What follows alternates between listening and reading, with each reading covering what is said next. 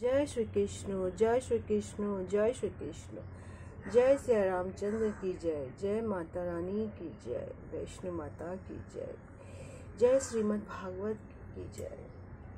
आज আমি শ্রীমদ্ ভাগবত গীতার দ্বিতীয় অধ্যায় সাংখ্য যোগ শ্লোক 13 পাঠ করছি।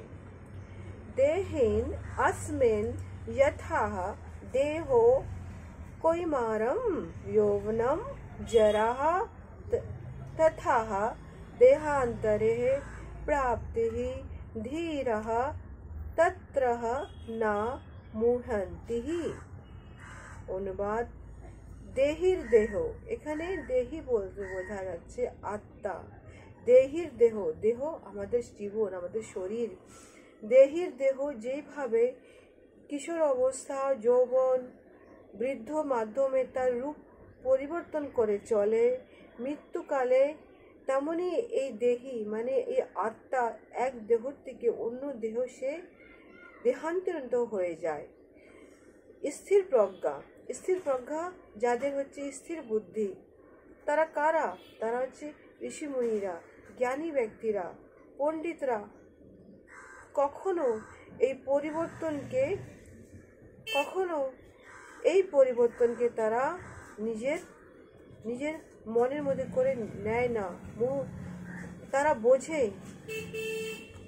বোঝে কিভাবে, যেহেতু প্রত্যেকটি প্রাণীর জীব আছে, প্রত্যেকটি জীবের হচ্ছে একটি স্বতন্ত্র আত্মা, কিন্তু প্রতিটি মুহূর্তে প্রত্যেকটাই তার দেহ পরিবর্তন করে চলে। যেমন এই গাছ, যেমন এই পশু পাখি, কীট পতঙ্গ, ব্যাকটেরিয়া, এই যে ছোট ছোট ইনসেক্ট, সব কিছুই যেন তারই একটা রূপ। যখন তার ফলে কখনোই সেই শিশু, কখনো সেই কিশোর, কখনো সেই যুবক, আর কখনোই সেই বৃদ্ধ, এইভাবে সে নানা রূপ ধারণ করেছে। কিন্তু জীবের প্রাকৃতিক সত্তা, সে আত্মার যে কোনো রকমভাবে পরিবর্তন হয় না। একসময় দেহটি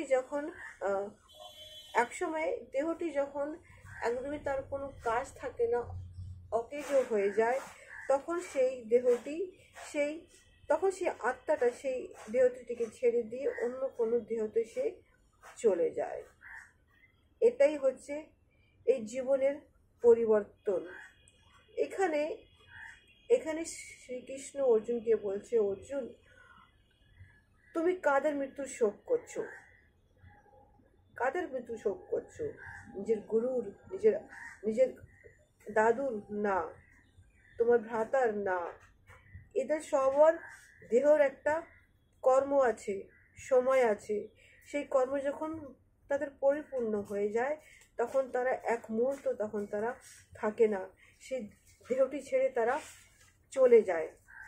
কিন্তু যারা যারা যারা ধীর স্থির মানুষ, তারা সেই জীবাত্মা, সেই পরমাত্মা স্বরূপ, তারা পরা অপরা উভয়ের সম্পর্কে যারা অবগত থাকে, তারা শোক করে না। কেননা তারা জানে এটাই এর জীবনের প্রকৃতির, এটাই চেঞ্জ, আর এটাই আমাদের সকলকে মেনে নিতে হয়। জয় শ্রীকৃষ্ণ, জয় শ্রীকৃষ্ণ। আগামী ব্লগে আরেকটি শ্লোক নিয়ে আসবো। জয় শ্রীকৃষ্ণ।